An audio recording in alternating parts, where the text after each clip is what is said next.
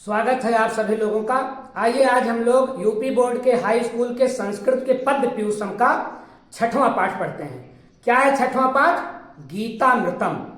ये जो गीतामृतम नाम का अध्याय है ये महाभारत से लिया गया है। महाभारत के 18 अध्याय और 700 श्लोक गीता के नाम से प्रसिद्ध हैं, जो भगवान कन्हैया के मुख से निकले अमृत वचन हैं। तो उसी गीता को हम लोगों ने क्या बना लिया है? गीतामृतम। जैसा कि मैं आपको बताता रहता हूं कि हम भारतीय लोग अमृत बनाने में बड़े होशियार हैं। हम लोग बना लेते हैं वचना अमृत, चरणा अमृत, कथा अमृत, गीता अमृत। उसी प्रकार से हम लोगों ने बना लिया गीता अमृत। तो गीता का अमृत, गीता में भगवान श्री कृष्ण ने अर्जुन को उपदेश दिया है। अर्जुन महाभारत का युद्ध करना नहीं चाहता था, मोह में फंसा हुआ था, सोच रहा था किसको मारूं किसको ना मारूं, मैं खुद मर जाऊंगा तो क्या होगा, अपने बाबा गुरु भाई बांधव मामा आदि लोग को मार दूंगा तो क्या मिलेगा। मतलब अर्जुन बिल्कुल मोह में फंसा है, युद्ध करने को उद्यत नहीं है, तैयार नहीं है। भगवान श्री कृष्ण ने तब अर्जुन को कर्म का उपदेश दिया कि अर्जुन तू केवल कर्म कर, बाकी तो सब मेरे हाथ में है। कर्म तेरे हाथ में है, बाकी सब परमात्मा के हाथ में है या फिर मेरे हाथ में है। ऐसा उपदेश जब अर्जुन को भगवान श्री कृष्ण ने दिया, 700 श्लोकों की ये जो श्रृंखला है इसको हम गीता के नाम से जानते हैं। और अंत में जब संपूर्ण गीता का उपदेश भगवान कन्हैया ने, भगवान श्री कृष्ण ने अर्जुन को दे दिया तो अर्जुन तैयार हो गया युद्ध करने के लिए। तो ये गीता केवल अर्जुन के लिए नहीं है, हम सभी लोग अर्जुन जैसे हैं, क्योंकि हम सभी लोग मोह में फंसे हुए हैं, किन कर्तव्य विमूढ़ हैं अर्जुन की तरह। क्या करें क्या ना करें, हम बहुत परेशान हैं। जब हमारी जिंदगी में ऐसी कोई परिस्थिति उत्पन्न हो जाए कि हम क्या करें क्या ना करें, किन कर्तव्य विमूढ़ की स्थिति हो जाए, तो फिर गीता को उठाएं। गीता में हर प्रश्न का जवाब है। जीवन का ऐसा कौन सा प्रसंग है जो आपको महाभारत में मिल ना जाए। मैं बार बार आपसे कहता हूं, यत्र न भारते तत्र न भारते, अर्थात जो महाभारत में नहीं है वो भारत में नहीं है। जीवन का वह कौन सा प्रसंग है जो महाभारत में न दिख जाए, और जीवन की वह कौन सी समस्या है जिसका समाधान श्रीमद् भगवत गीता में न मिल जाए। कोई ऐसी समस्या जीवन की नहीं है जिसका समाधान गीता में न मिल जाए। और आप लोगों से मैं एक निवेदन करूंगा, गीता को एकमात्र 700 श्लोक वाली 18 अध्याय वाली पुस्तक मानने की भूल कभी मत करना। गीता एक पुस्तक नहीं है। दुनिया में कभी कभी कुछ चीजें जैसी दिखती हैं वैसी होती नहीं है। जैसे भगवान राम दिखने में तो इंसान जैसे हैं, लेकिन क्या राम इंसान है? दिखते तो इंसान जैसे हैं, लेकिन क्या इंसान है? गंगा दिखने में तो नदी जैसी है, लेकिन गंगा क्या नदी है? हनुमान दिखने में तो बंदर जैसे हैं, लेकिन हनुमान जी भी क्या कोई बंदर हैं? दुनिया में कुछ चीजें बेटा जैसी दिखती हैं वैसी होती नहीं है। तो हम जैसा देखें वैसा मानने की भूल ना करें। श्रीमद् भगवत गीता भी दिखने में तो एक पुस्तक है, लेकिन भैया ये पुस्तक नहीं है। इसमें जीवन की हर समस्या का समाधान है। ज्ञान से, भक्ति से और जो है कर्म की के उपदेश से ओतप्रोत ये ग्रंथ है। इस ग्रंथ से कुछ अमृत जैसे श्लोक अपने लोगों के सिलेबस में सम्मिलित किए गए हैं। आइए इनका हम लोग अवलोकन करें, लेकिन एक बात का चिंतन करें कि चूंकि गीता एक कर्म का ग्रंथ है, एक बात मैं नहीं समझ पाता हूं कि हिंदुस्तान में, भारत में गीता जो है उन कर्मचारियों को क्यों भेंट की जाती है जो नौकरी से रिटायर्ड हो जाते हैं। जब कोई कर्मचारी, सरकारी कर्मचारी नौकरी से रिटायर्ड हो जाता है, सेवा मुक्त हो जाता है, तो उसको गीता की पुस्तक देकर के विदा किया जाता है। ये बात अभी तक मेरे समझ में नहीं आई कि जो व्यक्ति अब अपने कर्म से हट करके जा रहा है, जो उसका काम था, जो उसकी नौकरी थे, उससे हट करके वो घर पर जा रहा है, तो अब गीता की पुस्तक क्यों दी जा रही है? मुझे तो लगता है गीता की पुस्तक हर छात्र को तब दे जानी चाहिए जब वो नौकरी पाए। ट्रेनिंग पीरियड में ही गीता की पुस्तक दी जानी चाहिए, ताकि उस बच्चे को पता हो कि मुझे कैसा कर्म करना है, अर्जुन की तरह कर्म करना है। और गीता साक्षात क्या है? भगवान कन्हैया के मुख से निकली हुई वाणी है। तो भगवान कन्हैया रास्ता दिखाएंगे, भगवान श्री कृष्ण रास्ता दिखाएंगे कि नौकरी पाने वाला छात्र देश हित के लिए, समाज हित के लिए, अपने हित के लिए कैसा कर्म करे।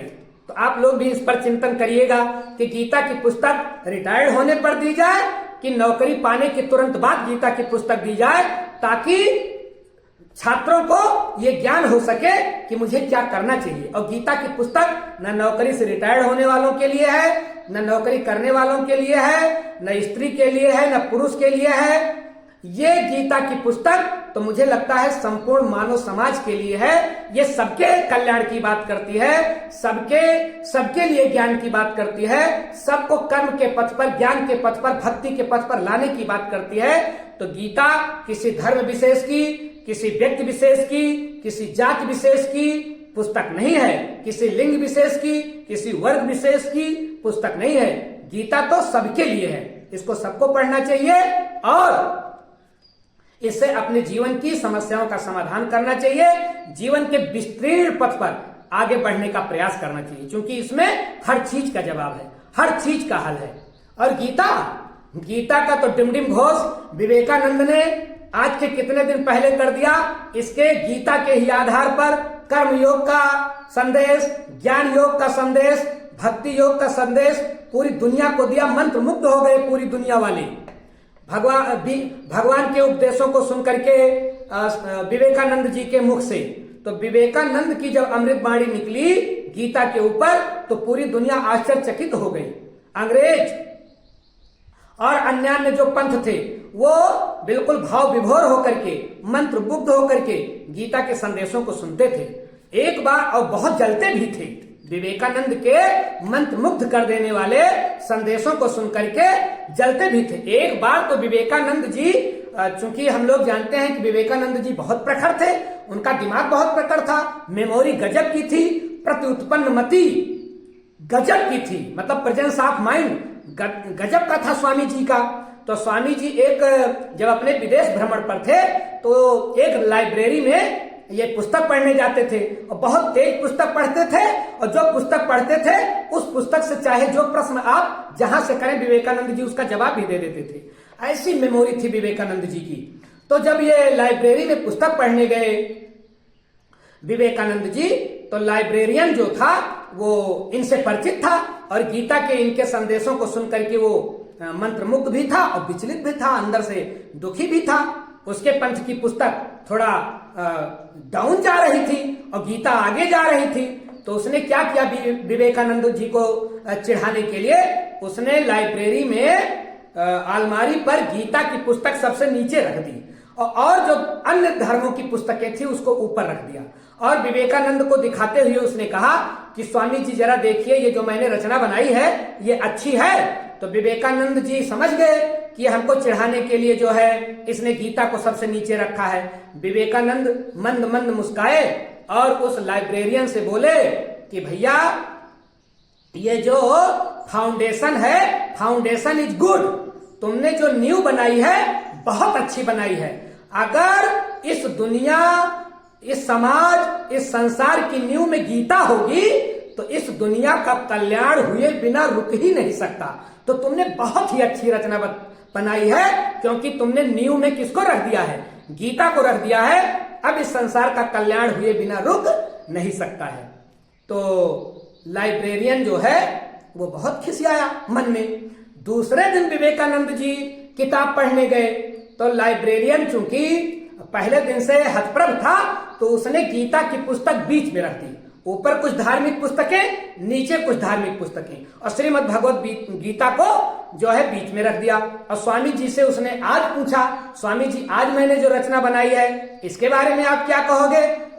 स्वामी जी मंद मंद मुस्काए और बोले कि ब्रिज इज सो गुड, ये जो तुमने सेतु बनाया है, पुल बनाया है, हमारी श्रीमद् भगवत गीता को आपने जो बीच में रख दिया है, आपने बहुत अच्छा बनाया है। क्योंकि अगर इस संसार के जो मतभेद हैं उनके बीच में गीता, श्रीमद् भगवत गीता को रख दिया जाए तो शायद संसार की सारी समस्याओं का अंत हो जाएगा। जो संसार दो भागों में बंटा हुआ है, उसमें अगर गीता रूपी पुल को स्थापित कर दिया जाए तो संसार का कल्याण हुए बिना रुक नहीं सकता है। लाइब्रेरियन बहुत परेशान हुआ। अगले दिन जब स्वामी जी लाइब्रेरी में गए तो लाइब्रेरियन ने गीता को सबसे ऊपर रख दिया था और धार्मिक पुस्तकों को, दुनिया की और जो धार्मिक पुस्तकें थी उनको नीचे रख दिया था। और फिर उसने सोचा कि देखें आज स्वामी जी क्या कहते हैं।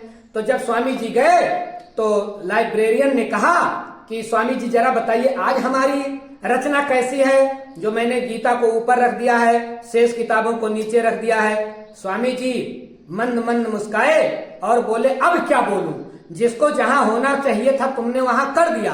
गीता सबसे ऊपर का ग्रंथ है, सर्वमान्य दुनिया का ग्रंथ है, सिरमौर ग्रंथ है, तुमने गीता को सबसे ऊपर रख दिया, अब क्या बोलूं। इसको जहां होना चाहिए था वहां तुमने रख दिया, अब दुनिया का कल्याण हुए बिना रुक नहीं सकता, क्योंकि दुनिया के समस्त ग्रंथों का प्रतिनिधित्व अगर गीता करेगी तो दुनिया का कल्याण हुए बिना रुक नहीं सकता है। ऐसा अलौकिक ग्रंथ है श्रीमद् भगवत गीता। भगवान कन्हैया के मुख से निकले हैं श्लोक, और उनमें भी श्रीमद् भगवत गीता के भी 700 श्लोकों में से कुछ अमृत जैसे श्लोक कक्षा 10 के पाठ्यक्रम में सम्मिलित किया गया है। आइए एक एक कथा, एक एक श्लोक का हम लोग जो है पढ़ें और एक एक श्लोक का रसास्वादन करें, क्योंकि ये अमृत जैसे श्लोक हैं, और इससे प्रेरणा भी ग्रहण करें। ये पाठ केवल और केवल परीक्षा पास करने के लिए नहीं है, बल्कि जीवन रूपी परीक्षा पास करने के लिए भी ये पाठ आपके लिए बहुत महत्वपूर्ण है। तो आइए एक एक श्लोक हम लोग देखें। और जैसा कि मैंने आपको बताया है कि संस्कृत का कोई भी श्लोक आए तो 3 हेडिंग में उसको आप समायोजित करेंगे, संदर्भ, प्रसंग और व्याख्या। तो अगर गीतामृतम पाठ का कोई श्लोक आ गया तो आप क्या लिखोगे इसके संदर्भ में कि प्रस्तुत श्लोक हमारी पाठ्य पुस्तक संस्कृत पद्य पीयूषम के गीतामृतम नामक पाठ से लिया गया है। प्रस्तुत श्लोक हमारी पाठ्य पुस्तक संस्कृत पद्य पीयूषम के गीतामृतम पाठ से लिया गया है। ये श्लोक श्रीमद् भगवत गीता से संकलित हैं।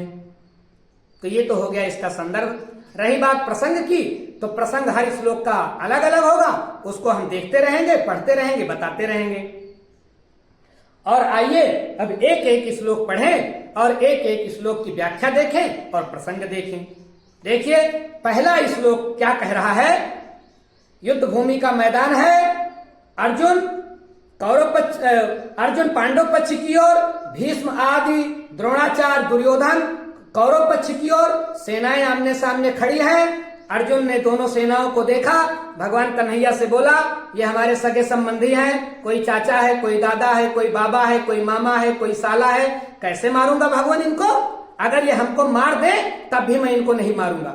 ऐसा कह करके अर्जुन ने अपना धनुष रथ पर रख दिया और कहा हे केशव मेरा शरीर जल रहा है, मैं युद्ध नहीं करूंगा, रथ को यहां से हटाइए, अपने सगे संबंधियों को मार करके मैं राजा नहीं बनना चाहता। भगवान कन्हैया ने कहा अरे कैसी परिस्थिति में इसको मोह उत्पन्न हो गया है। तब कन्हैया ने एक एक श्लोक बोलने शुरू किए जिसने अर्जुन के ऊपर मंत्र जैसा काम किया। तो कन्हैया क्या कहते हैं, जब अर्जुन ने कहा युद्ध नहीं करूंगा और मुझे पता नहीं है कि युद्ध मैं जीतूंगा कि ये जीतेंगे, हम इनको मार डालेंगे कि ये हमको मार डालेंगे, जब अर्जुन ने इतना कहा तो कन्हैया ने एक एक श्लोक बोलना शुरू किया। कन्हैया की यही खासियत है, ये सबको मना लेते हैं, अर्जुन को मनाने चले, ज्ञान की बातें की। क्या कहते हैं भगवान श्री कृष्ण कहते हैं, पहला श्लोक देखें, कर्मण्येवाधिकारस्ते मा फलेषु कदाचन मा कर्म फल हेतुर्भूमा ते संगो अस्त्व कर्मणि। भगवान श्री कृष्ण अर्जुन से कहते हैं हे अर्जुन किस मोह में फंस गया तू, कैसे कर्तव्य पथ से भाग रहा है तू, युद्ध का समय है, कर्म का समय है, तू कायर बन रहा है, तुझको मोह ने घेर लिया है। गीता का जो है सबसे प्रसिद्ध श्लोक कर्मण्येवाधिकारस्ते, ते तुम्हारा कर्मण्येवा कर्म में ही अधिकार है, कर्मण्येवाधिकारस्ते। हे अर्जुन तुम्हारा केवल कर्म करने में अधिकार है। हे अर्जुन ते कर्मण्येवाधिकारस्, तेरा केवल कर्म करने में अधिकार है, अर्थात केवल तेरा युद्ध करने में अधिकार है। और हम सभी लोगों के लिए भी यह संदेश है कि हमारा केवल कर्म करने में अधिकार है। आप लोगों के लिए ये क्या संदेश है कि आपका केवल पढ़ने में अधिकार है। मां फलेषु कदाचन, कदाचन का आशय होता है बेटा कभी भी, और मां माने नहीं, और फलेषु माने फल में। भगवान कन्हैया कहते हैं हे अर्जुन तेरा केवल कर्म करने में अधिकार है। मां फलेषु कदाचन, फल में कदाचन कभी नहीं। मां का मतलब नहीं, कदाचन का मतलब कभी भी, और फलेष फलों में मतलब कर्म के फल में तेरा अधिकार नहीं है। तेरा अधिकार किसमें है अर्जुन? केवल कर्म करने में है, अर्थात तेरा अधिकार केवल युद्ध करने में है। और मां कर्म फल हेतुर्भूमा, मां कर्म फल हेतुर्भूमा। हे अर्जुन तू कर्म फल का हेतु मत बन, मां नहीं, कर्म फल हेतु, कर्म फल का कारण, कर्म फल का हेतु, मां भूमा ना बन। हे अर्जुन तू कर्म फल का कारण मत बन, अर्थात कर्म के फल में तू अपना मन ना लगा, तू तो केवल युद्ध में लगा, तू तो केवल कर्म करने में अपने मन को लगा। अते संगो अस्त्व कर्मणि, और हे अर्जुन संगो अस्तु अकर्मणि, हे अकर्मणि, अकर्मण मतलब कर्म ना करने में, और संगो अस्तु संग ना कर। हे अर्जुन तू अकर्म में आसक्ति ना कर। संग का मतलब बेटा आसक्ति, अस्तु मतलब हो, और अकर्मण माने अकर्म में। हे अर्जुन तेरा अकर्म में अर्थात कर्म ना करने में आसक्ति ना हो, और तू मां कर्म फल हेतुर्भूमा ते, तू हे अर्जुन तू कर्म के फल का कारण मत बन, और तू अकर्म में आसक्ति ना लगा, अर्थात काम ना करने में अपने मन को ना लगा, अर्थात युद्ध ना करने में अपने चित्त को ना लगा। ये रहा भैया पहला श्लोक, फिर से देख लें एक बार। भगवान कन्हैया कहते हैं कि हे अर्जुन तेरा केवल कर्म करने में अधिकार है, उसके फल में कभी नहीं है। तू कर्म फल का हेतु मत बन, तू कर्म फल का कारण मत बन, और तू अकर्म से आसक्ति ना लगा, कर्म ना करने में अपने मन को ना लगा। तो अगर अपने लोगों के परिप्रेक्ष्य में इस श्लोक को देखा जाए तो अपने लोगों का अधिकार केवल पढ़ने में है, रिजल्ट बनाने में नहीं है। अगर आप पढ़ते समय ही अपने दिमाग को इसमें लगा लेंगे कि पता नहीं हम फेल होंगे कि पास होंगे, आप ठीक से पढ़ नहीं पाएंगे। ज्यादा अच्छा है कि हम केवल पढ़ने के लिए पढ़ें, बाकी तो करना धरना प्रकृति को है। हमको फेल कराएगी कि पास कराएगी, क्या कराएगी, ये प्रकृति के हाथ में है। यही बात भगवान समझा रहे हैं अर्जुन को कि हे अर्जुन तू कर्म फल का कारण मत बन, केवल कर्म में अपने मन को लगा। तो पहले श्लोक के प्रसंग में आप क्या लिखोगे? पहले श्लोक के प्रसंग में आप लिखोगे कि प्रस्तुत श्लोक में भगवान श्री कृष्ण ने अर्जुन को कर्म करने का संदेश दिया है, या ये बताया है कि हे अर्जुन तेरा केवल कर्म करने में अधिकार है। तो ये रहा बेटा पहला श्लोक। आइए जरा दूसरा श्लोक देखें। दूसरे श्लोक में भगवान श्री कृष्ण क्या कहते हैं अर्जुन से?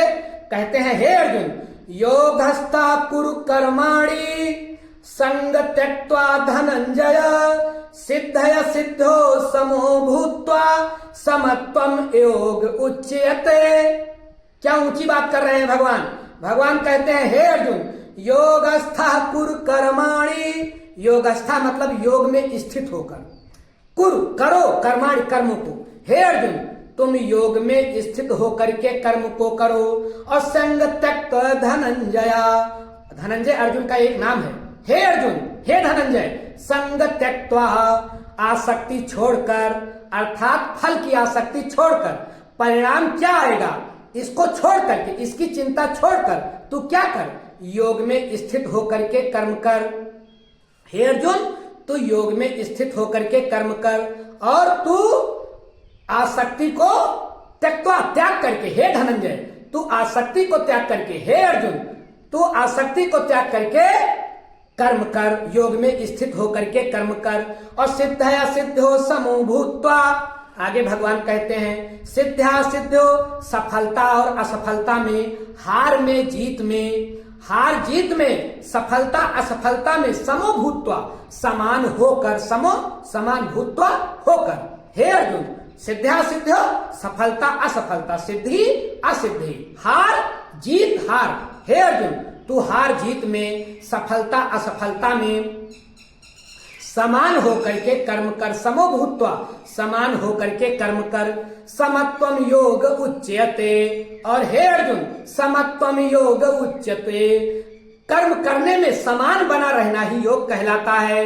आप कोई काम करें और उसके प्रति, उसके फल के प्रति आपके मन में आसक्ति ना आए, यही योग कहलाता है। योग क्या है? सुख दुख में, सफलता असफलता में, हार जीत में हम समान बने रहें, यही तो योग है।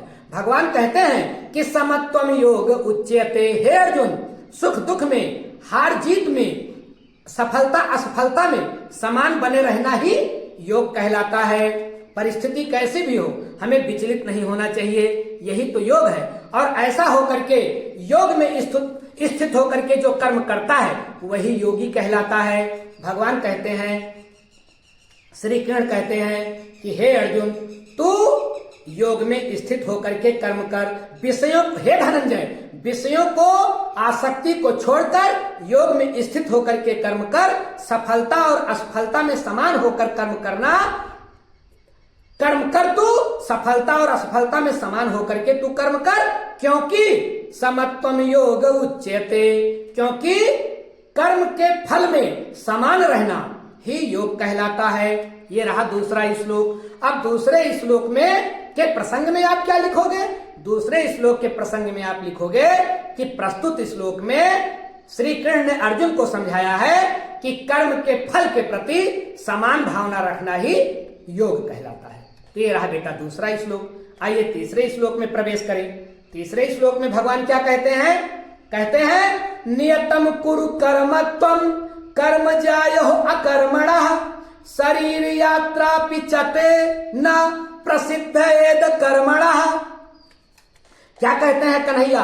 कन्हैया अर्जुन से कहते हैं हे अर्जुन नियतम कुरु कर्म त्वम, त्वम नियतम कर्म कुरु, हे अर्जुन तुम नियतम निश्चित किए गए, किसके द्वारा निश्चित किए गए? प्रकृति के द्वारा निश्चित किए गए कर्म को तू कर। हे अर्जुन तू प्रकृति के द्वारा नियत कर्म को कर। नियत का मतलब प्रकृति के द्वारा निश्चित किया गया, कुरु करो कर्म, कर्म, और तुम हे अर्जुन तुम प्रकृति के द्वारा निश्चित किए गए कर्म को करो।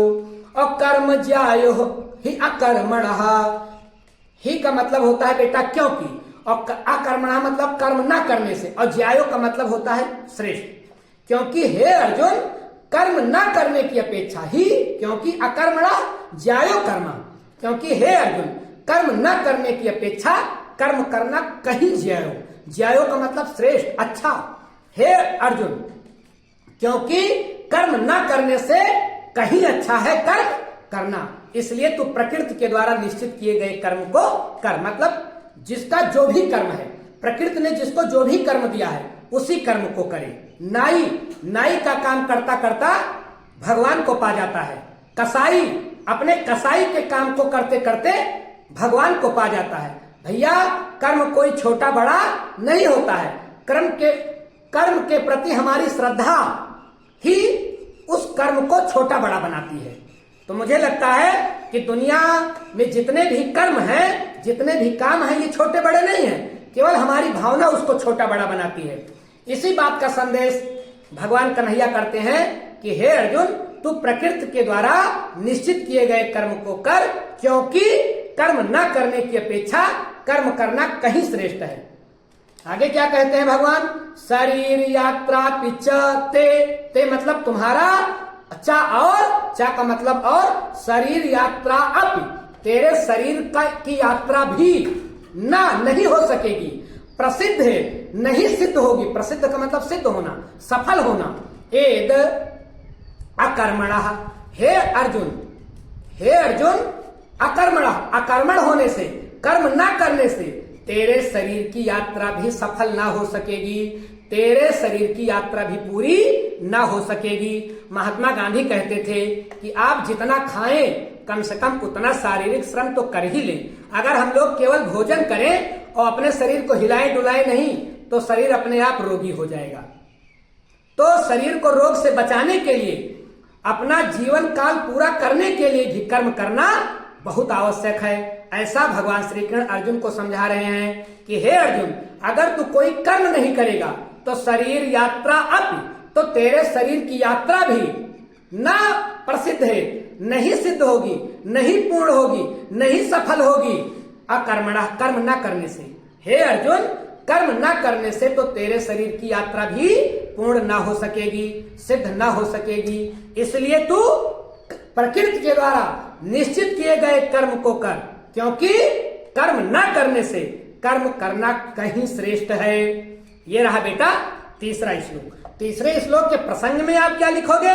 तीसरे श्लोक के प्रसंग में आप लिखोगे कि प्रस्तुत श्लोक में भगवान श्री कृष्ण अर्जुन को समझा रहे हैं कि कर्म न करने से कर्म करना कहीं श्रेष्ठ है। आगे देखें चौथा श्लोक।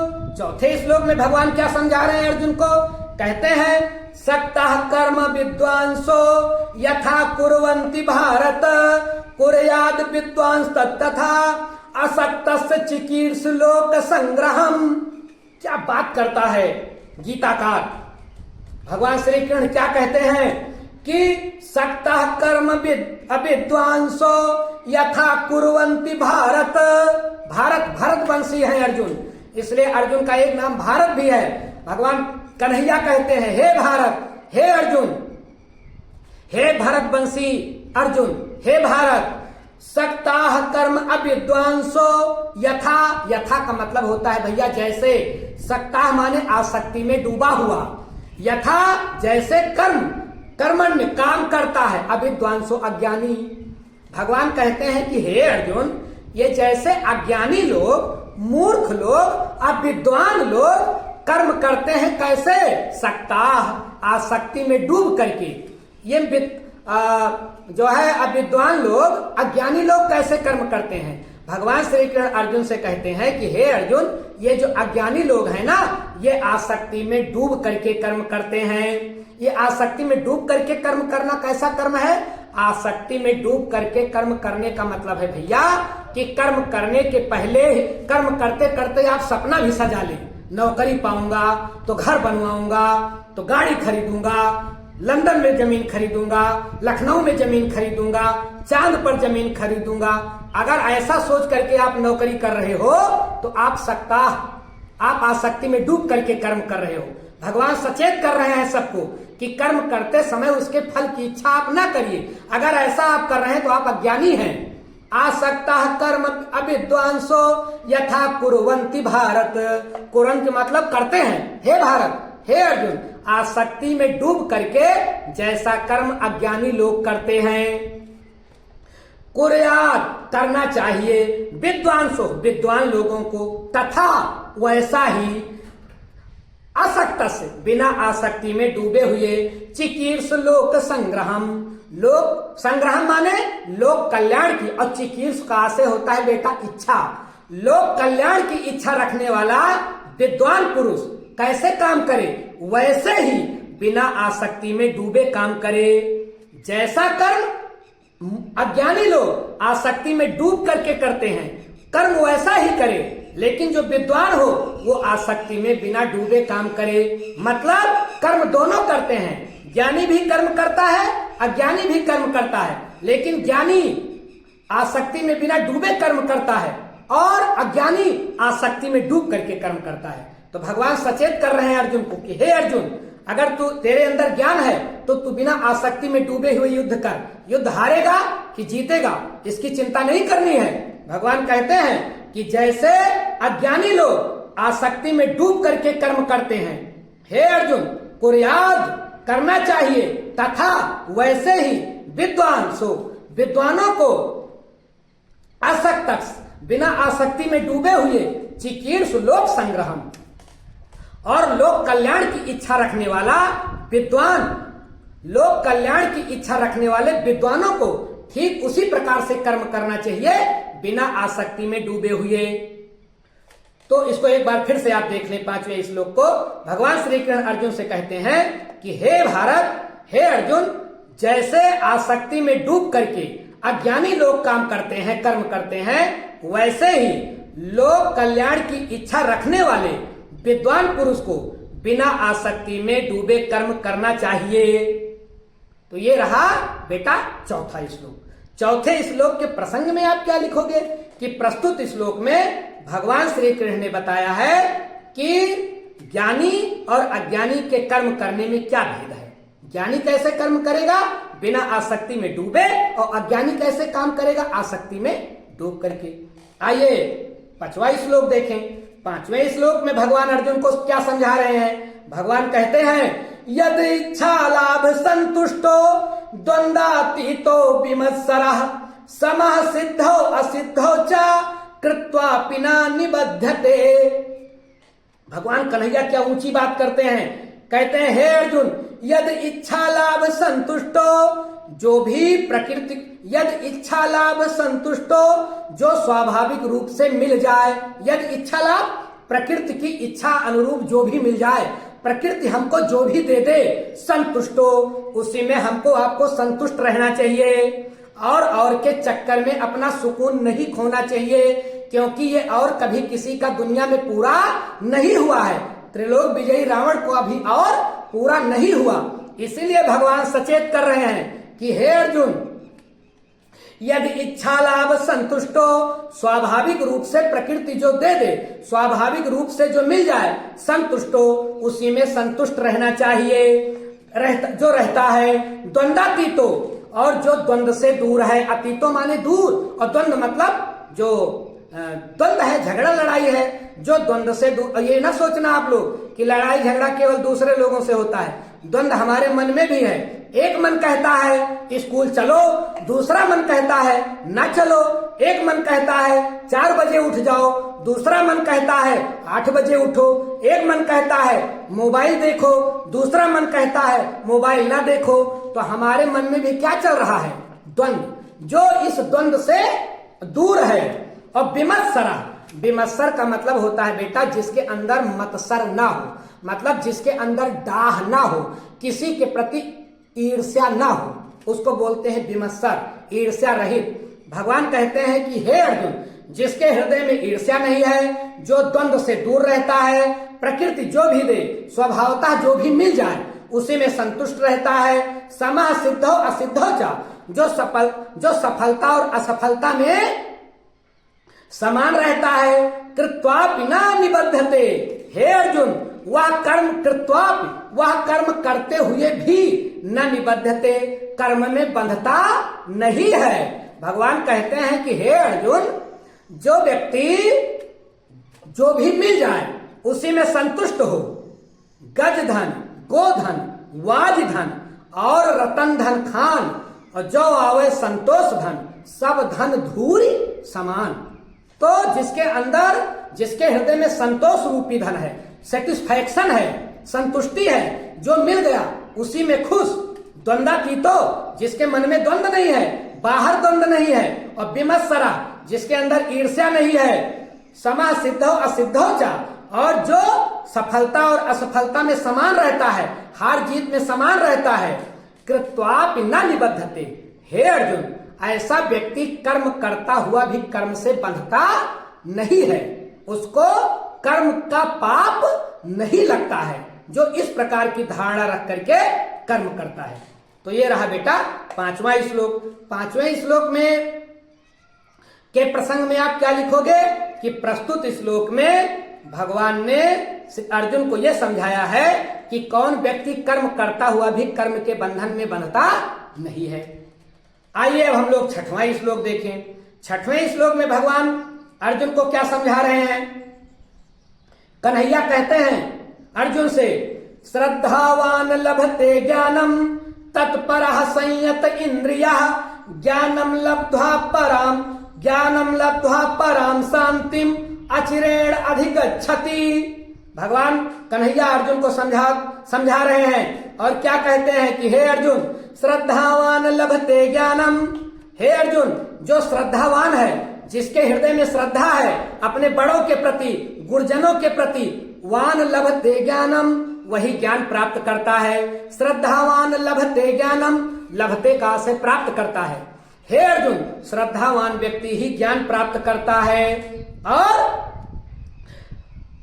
ज्ञानम और तत्परः संयत इंद्रिया, और ज्ञान किसको मिलता है? तत्परः, जो ज्ञान प्राप्त करने के लिए तत्पर है, तल्लीन है। ज्ञान सबको नहीं मिल जाता। ज्ञान बाजार में बिकता नहीं है कि आप जाएं किसी दुकान से और पैसा दे करके ज्ञान खरीद लें। ज्ञान कैसे मिलेगा?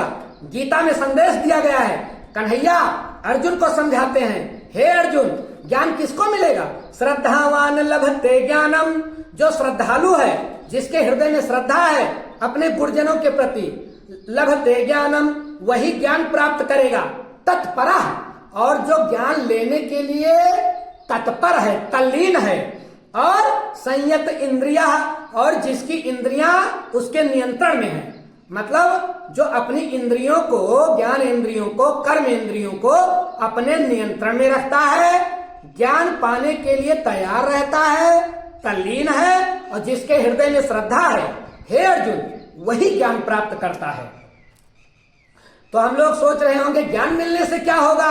भगवान बताते हैं कि ज्ञानम लब्ध्वा परा शांतिम। भगवान कहते हैं कि ज्ञानम लब्ध्वा, लब्ध्वा मतलब प्राप्त करके, ज्ञान प्राप्त करके पराम, श्रेष्ठ, परम, शांतिम, शांति, अचिरेण अधिगच्छत, अचिर माने तुरंत, और अधिगच्छत प्राप्त हो जाता है। अगर व्यक्ति को ज्ञान मिल जाए तो व्यक्ति को तुरंत शांति मिल जाएगी। ज्ञान मतलब प्रकाश, ज्ञान मतलब लाइट। रात में अंधेरे में आप लेटे हैं और आपको फर्श पर कोई रस्सी दिखाई पड़े तो आपको लगेगा कि ये सांप है, आपको लगेगा हिल रहा है, डुल रहा है, आपको नींद नहीं आएगी, आप बेचैन रहेंगे। लेकिन अगर उसी रस्सी को आप टार्च रूपी ज्ञान जला करके देख लें, अगर आप टार्च जला दें तो टार्च मतलब ज्ञान, लाइट मतलब प्रकाश, प्रकाश मतलब ज्ञान। अगर आप टार्च जला करके देख लें कि ये क्या है, अगर आपने देख लिया और पा लिया कि ये रस्सी है, तो आपको नींद आ जाएगी, शांति आ जाएगी। तो यही बात भगवान समझा रहे हैं। ये तो छोटा सा उदाहरण मैंने दिया।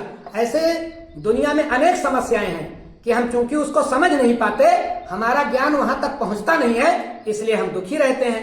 भगवान अर्जुन को समझा रहे हैं कि हे अर्जुन, ज्ञान प्राप्त करके व्यक्ति अचिरेण, तुरंत शांति को प्राप्त कर लेता है। शांति को नहीं, परम शांति, परम शांति को प्राप्त कर लेता है, श्रेष्ठ शांति को प्राप्त कर लेता है। एक बार फिर से देख ले, भगवान क्या कहते हैं अर्जुन से? हे अर्जुन, श्रद्धावान लभते ज्ञानम, जिसके हृदय में श्रद्धा है, जो तत्पर है, तल्लीन है, और जो इंद्रियों को बस में रखने वाला है, उसी को ज्ञान प्राप्त होता है। ज्ञान प्राप्त करके व्यक्ति परम शांति को तुरंत प्राप्त कर लेता है। तो 6वें श्लोक के प्रसंग में आप क्या लिखेंगे? 6वें श्लोक के प्रसंग में आप लिखेंगे कि प्रस्तुत श्लोक में भगवान श्री कृष्ण ने अर्जुन को बताया है कि किसे ज्ञान मिलता है और ज्ञान मिलने के बाद क्या मिलता है, मतलब ज्ञान कैसे मिलेगा और ज्ञान से क्या मिलेगा। ज्ञान मिल जाएगा तो शांति मिल जाएगी। ये रहा 6वें का प्रसंग। आए अब 7वां देखें। आगे भगवान क्या बताते हैं? भगवान श्री कृष्ण अर्जुन से कहते हैं, अज्ञानश्च अश्रद्धानश्च संशय आत्मा विनश्यति, न अयम लोको अस्ति न परो न सुखम संशय आत्मनः। भगवान क्या कहते हैं? अज्ञानश्च, जिसके हृदय में अज्ञान है, अश्रद्धानश्च, जिसके हृदय में अश्रद्धा है, अर्थात जिसके हृदय में न ज्ञान है और जिसके हृदय में न श्रद्धा है, और असंशय आत्मा, और जिसके हृदय में संशय है, विनश्यति, उसका नाश हो जाता है। भगवान विनश्यत मतलब नष्ट हो जाता है। भगवान अर्जुन को समझा रहे हैं कि हे अर्जुन, जिसके हृदय में संशय है, संशय वाला व्यक्ति और जो अज्ञानी है और जिसको अपने गुरुजनों पर, बड़े जनों पर श्रद्धा नहीं है, विनश्यति, वो उसका नाश हो जाता है। भगवान अर्जुन को समझा रहे हैं कि हे अर्जुन, अज्ञानी व्यक्ति का, अश्रद्धालु व्यक्ति का और सब पर संशय करने वाले व्यक्ति का नाश हो जाता है। तो संशय नहीं करना चाहिए। संशय करने वाले अपने दोस्त पर संशय करते हैं, भगवान पर संशय करते हैं, सब पर संशय ही संशय करते हैं। और संशय ना करने वाले लोग पत्थर में भी भगवान का दर्शन कर लेते हैं, और संशय करने वाले लोग भगवान में भी भगवान का दर्शन नहीं कर पाते हैं। यही बात समझा रहे हैं भगवान कि संशय आत्मा विनश्यति, जिसके हृदय में संशय है, संदेह है, उसका नाश हो जाता है। आगे क्या कहते हैं भगवान श्री कृष्ण, न अयम लोको अस्ति न परो न सुखम संशय आत्मनः। भगवान कहते हैं न अयम लोको अस्ति, जिसके हृदय में श्रद्धा है उसके लिए इस लोक में सुख, ना अयम, ना यहाँ, इस लोको अस्ति, इस संसार में अस्ति है सुखम, सुख। ऐसे व्यक्ति के लिए यह संसार नहीं है, या ऐसे व्यक्ति के लिए इस संसार में सुख नहीं है। कैसे व्यक्ति के लिए? जिसके मन में संशय है, अश्रद्धा है, अज्ञान है। ऐसे व्यक्ति के हृदय में, जिसके हृदय में ये सारी बातें रहती हैं, संशय रहता है, अश्रद्धा रहती है, अज्ञान रहता है, ऐसा व्यक्ति पहली बात तो नष्ट हो जाता है। और दूसरी बात भगवान कहते हैं कि ऐसे व्यक्ति के लिए न यह लोक है, न अयम लोको अस्ति। ऐसे न अयम न यह लोको अस्ति संसार है, न परो, न वह लोक, पर लोक। ऐसे लोगों के लिए न यह लोक है, न परो, न पर लोक है। सुखम संशय आत्मना, मतलब संशय आत्मना, संशय वाले व्यक्ति की, संशय वाले व्यक्ति को न इस लोक में सुख मिलता है, न परो, न उस लोक में सुख मिलता है। तो जिसके हृदय में जो है संशय बना हुआ है, सबके प्रति संशय करता है, हित, जो उनका हित करते हैं उनके लिए भी उसके मन में संशय बना रहता है, ऐसे लोगों को भगवान कहते हैं अर्जुन से कि हे अर्जुन, ऐसा व्यक्ति न इस लोक, न उसके लिए यह लोक है, और न वह परलोक में ही सुख प्राप्त करता है। अर्थात ऐसा व्यक्ति न इस लोक में सुख प्राप्त करता है, न परलोक में सुख प्राप्त करता है। तो 7वें श्लोक के प्रसंग में आप क्या लिखेंगे? 7वें श्लोक के प्रसंग में आप लिखेंगे कि इस श्लोक में भगवान श्री कृष्ण ने बताया है कि संशय आत्मा वाले व्यक्ति की क्या स्थिति होती है, जिसके हृदय में संशय है उसकी क्या गति होती है। तो ये रहा बेटा 7वां श्लोक। अब आइए 8वां श्लोक देखें। भगवान क्या कहते हैं, मत कर्म कृमत परमो मद्भक्तः संवर्जितः निर्वैरः सर्वभूतेषु यः सह मामेति पांडव। अब 7वें श्लोक तक तो उपदेश दिया, 8वें श्लोक से भगवान बता रहे हैं कि मुझे कौन कौन प्रिय है। भगवान क्या कहते हैं अर्जुन से कि मत कर्म, ऐसे व्यक्ति जो मेरे लिए कर्म करते हैं। देखो भगवान श्री कृष्ण बड़े विचित्र हैं, लीला पुरुषोत्तम है। ये बार बार बताते हैं, इनसे कोई पूछता है कि तुम कौन हो, तो ये बहुत गुस्सा हो करके और समझा करके और कहो तो एक तमाचा लगा करके बताते हैं, मुझे पहचानते नहीं हो कि मैं कौन हूं, मैं भगवान हूं। भगवान राम और भगवान श्री कृष्ण में यही अंतर है। भगवान राम मर्यादा पुरुषोत्तम है और भगवान श्री कृष्ण लीला पुरुषोत्तम है। पूतना दूध पिलाने गई, कहा मौसी पहचाना नहीं, अभी बताता हूं। खींचे दूध, प्राण भी खींच लिए। कपड़ा देने वाला नानुकुर कर रहा था, कहा मुझे पहचाना नहीं, एक तमाचा खींच कर लगाए, जानते नहीं हो मैं भगवान हूं। भगवान श्री कृष्ण जहां इनको कोई पूछता था कि तुम कौन हो, वहां एक तमाचा लगा करके अपने को बताते थे कि मैं भगवान हूं। और भगवान राम, अगर इनसे कोई पूछता था भगवान राम से, तो हमारे राम जी क्या कहते थे, जब राम जी से कोई पूछता था कि आप कौन हो, तो ये बताते थे कि कौशलेश दशरथ के जाए, मैं अयोध्या के राजा दशरथ का पुत्र हूं। कहीं राम ने यह नहीं बताया कि मैं भगवान हूं, और श्री कृष्ण ने कहीं यह नहीं बताया कि मैं इंसान हूं। हर जगह बताते थे कि मैं भगवान हूं। तो वही बात अर्जुन को बता रहे, तो मुझे पहचान नहीं रहा है अर्जुन। अंत में भगवान ने अपना विराट रूप दिखाया अर्जुन को।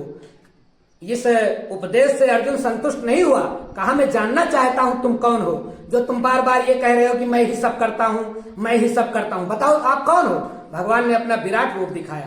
तो अब भगवान बता रहे हैं, तो अर्जुन ने पूछा कि आप किसको मानते हो, आपको तो सब मानते हैं, लेकिन आप किसको मानते हो, क्योंकि भगवान ने सबको उत्पन्न किया है, चींटी से लेकर के और एलिफेंट तक, नीली होयल तक सब प्रकृति भगवान ने बनाई है। तो भगवान कहते हैं कि सब मम प्रिय सब मम उपजाए, लेकिन तेहिमा मोह मनुज अति भाए। सब मेरे उत्पन्न किए हुए हैं, सबको मैंने बनाया है, लेकिन मनुष्य सभी प्राणियों में मुझे ज्यादा प्रिय है। अब मनुष्य में कौन ज्यादा प्रिय है ये देखिए, भगवान श्री कृष्ण बता रहे हैं कि मुझे कौन प्रिय है। कहते हैं मुझे वो प्रिय है अर्जुन मत कर्म, जो मेरे लिए कर्म मत मतलब मेरे लिए, मत का मतलब ये मत समझना कि मत कर्म करना ही नहीं है, नहीं। भगवान कह रहे हैं कि जितने कर्म करो मत कर्म मेरे लिए करो, और किरण मत परमो, और मुझी को परम मानो।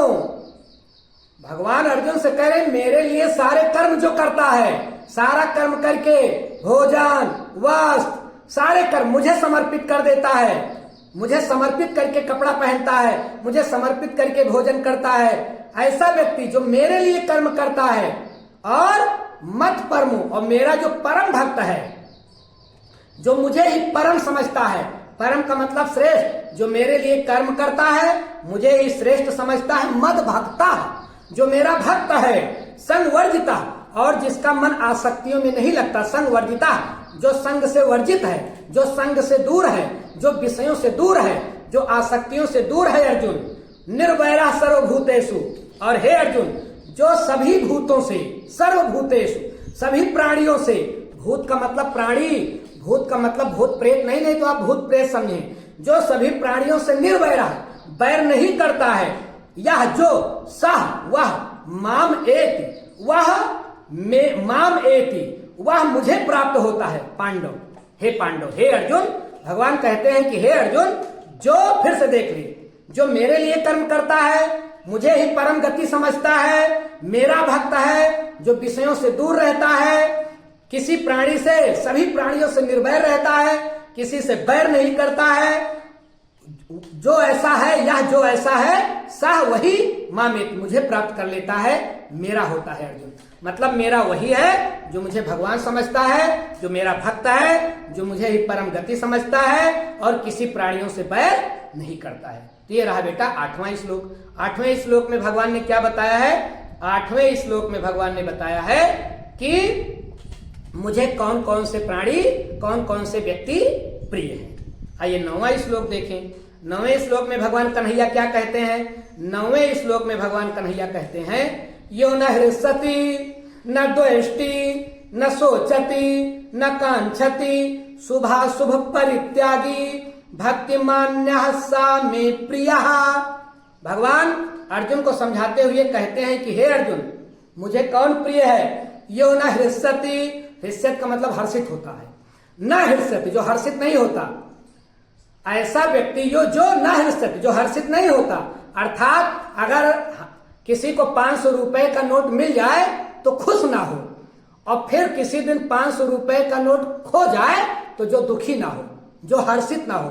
मतलब कोई सुख का अवसर आए, लाभ मिल जाए तो हर्षित ना हो, और हानि हो जाए तो परेशान ना हो। यो न हृष्यति न द्वेष्टि, द्वेष्टि मतलब द्वेष करता है, न किसी से द्वेष करता है, न सोचती, न ज्यादा चिंता करता है। देखिए दो शब्द है, चिंता और चिंतन। चिंतन करना चाहिए, चिंता नहीं करनी चाहिए, क्योंकि चिंता सांपिनी काह न खावा, ये चिंता रूपी सांपिनी किसको नहीं खा लेती है। तो चिंता नहीं करनी चाहिए, चिंतन करना चाहिए। भगवान कहते हैं कि जो न हर्षित होता है, न द्वेष करता है, न ज्यादा चिंता करता है, न कांक्षति, और जो न ज्यादा इच्छा करता है। इच्छाएं अनंत हैं, ये कभी पूरी नहीं होती। भगवान भी अनंत और इच्छाएं भी अनंत, ये पूरी नहीं होती। भगवान कहते हैं जो ज्यादा इच्छा नहीं करता। अपने लोग 5 रुपए का प्रसाद मंदिर में चढ़ाते हैं तो 50,000 की सूची सौंप देते हैं कि भगवान ये भी चाहिए, ये भी पूरा कर दीजिए, और सो तुम जानहु अंतर्यामी। अब कुछ कोई हम लोगों की तरह कुछ होशियार लोग रहते हैं, मुंह से नहीं बोलते, ये कह देते हैं कि भगवान सो तुम जानहु अंतर्यामी, भगवान तुमको तो सब पता है, अब मैं क्या बताऊं, अब आपको सब पता है, पूरा कर दीजिए।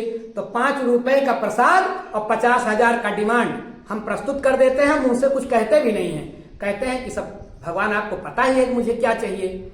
यहां तक भी ठीक है, कि प्रसाद पहले आप चढ़ाते हो लड्डू 50 रुपए का और 5 लाख की डिमांड करते हो, ये भी यहां तक भी ठीक है, चढ़ा करके तब करते हो ना। और एक एक देवियां हैं हमारे गांव की माताएं कि पहले डिमांड कहती है पूरी कर दो, तब हम आपको प्रसाद चढ़ाएंगे। ऐसी ऐसी नई नई देवियां डेवलप की कर ली गई हैं। चट माता, दुरदुरिया माता, पहले डिमांड पूरी करो तब हम आपको प्रसाद चढ़ाएंगे। विचित्र संसार है। भगवान कहते हैं जो ज्यादा इच्छा नहीं करता है, शुभाशुभ परित्यागी, जो शुभ और अशुभ दोनों कर्मों का त्याग करने वाला है, उसके लिए न कोई शुभ कर्म है न कोई अशुभ कर्म है। परित्यागी दोनों का त्याग करने वाला है, परित्यागी त्याग करने वाला है। भक्तिमान्य, ऐसा भक्तमान पुरुष सह जो है मैं प्रिया, हे अर्जुन वही मुझे प्रिय है। फिर से देख लें, भगवान 9वें श्लोक में कहते हैं कि हे अर्जुन, जो न हर्षित होता है, न द्वेष करता है, न चिंता करता है, न ज्यादा कामना करता है, न ज्यादा इच्छा करता है, शुभ अशुभ दोनों कर्मों का परित्याग करने वाला है, वही भक्तमान पुरुष मुझे प्रिय है। तो 9वें श्लोक के प्रसंग में आप क्या लिखेंगे कि इस श्लोक में भगवान कहते हैं कि हे अर्जुन, मुझे कौन कौन व्यक्ति प्रिय हैं। अपने प्रिय लोगों की बात बता रहे हैं भगवान कि इनको कौन प्रिय है। 10वां देखें, 10वें श्लोक में भगवान क्या कहते हैं? भगवान कहते हैं कि समः शत्रौ च मित्रे च तथा मान अपमानयो शीतोष्ण सुख दुखेषु समः संग विवर्जितः। भगवान क्या कहते हैं? हे अर्जुन, समः शत्रौ च मित्रे च, हे अर्जुन जो शत्रु और मित्र में बराबर रहता है, शत्रु को भी उसी नजर से देखेगा और मित्र को भी उसी नजर से देखेगा, ऐसा व्यक्ति मिलना तो दुर्लभ ही है। ये जितनी शर्त भगवान रख रहे हैं ये पूरी करना सबके बस की बात नहीं है। इससे ये साबित हो जाता है कि भगवान को कोई प्रिय नहीं है, अपने लोग भगवान को प्रिय नहीं है। क्यों? क्योंकि ये कितनी कठिन कठिन टर्म्स एंड कंडीशंस हैं भगवान की। समः शत्रौ च मित्रे च, शत्रु और मित्र में समान भावना रखी जा सकती है। कैसे हो सकता है ये? भगवान कहते हैं समः शत्रौ च मित्रे च तथा मान अपमानयो। हे अर्जुन, जो शत्रु और मित्र में समान रहता है, तथा उसी प्रकार से मान अपमानयो, जो मान और अपमान में भी समान रहता है। मतलब अगर किसी ने उसको ज्यादा सम्मान दे दिया कोई असर नहीं, किसी ने गाली दे दी कोई असर नहीं। मान और अपमान में जो समान रहता है, शत्रु मित्र को समान दृष्टि से देखता है। शीतोष्ण, जो शीत और उष्ण, शीत माने सर्दी, उष्ण माने गर्मी, जो सर्दी गर्मी में समा बराबर रहता है। सुख दुखेषु, जो सुख में और दुख में समा बराबर रहता है, सर्दी गर्मी उसके लिए बराबर और सुख दुख उसके लिए बराबर। जो है संग विवर्जिता, और जो आसक्ति में नहीं लगा हुआ है, जो विषयों से दूर रहता है, सह में प्रिया, हे अर्जुन वही मुझे प्रिय है। अब बताइए, सर्दी गर्मी बराबर हो जाएगी?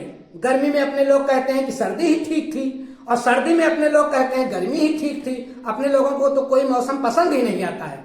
ज्यादा बारिश होने लगी तब भी दिक्कत, ज्यादा गर्मी होने लगी तब भी दिक्कत, ठंडी होने लगी तब भी दिक्कत। और भगवान कह रहे हैं कि सर्दी गर्मी को बराबर समझिए, शत्रु मित्र को बराबर समझिए, सुख दुख को जो बराबर समझता है, जो विषयों में लगा नहीं है, जो आसक्तियों से दूर रहता है, सामी प्रिया, हे अर्जुन वही मुझे प्रिय है। ये रहा 10वां श्लोक। तो 10वें श्लोक का प्रसंग आप क्या लिखोगे कि प्रस्तुत श्लोक में भी भगवान बता रहे हैं, इस श्लोक में भी भगवान अर्जुन को समझा रहे हैं कि मुझे कौन कौन प्राणी, कौन कौन व्यक्ति प्रिय है। आइए 11वां श्लोक देखें। 11वें श्लोक में भगवान अर्जुन से क्या कहते हैं? तुल्य निंदा अस्तुतिर मौनी संतुष्टो एन केनचित अनिकेतः स्थिर मतिर भक्तिमान्य प्रियो नरः।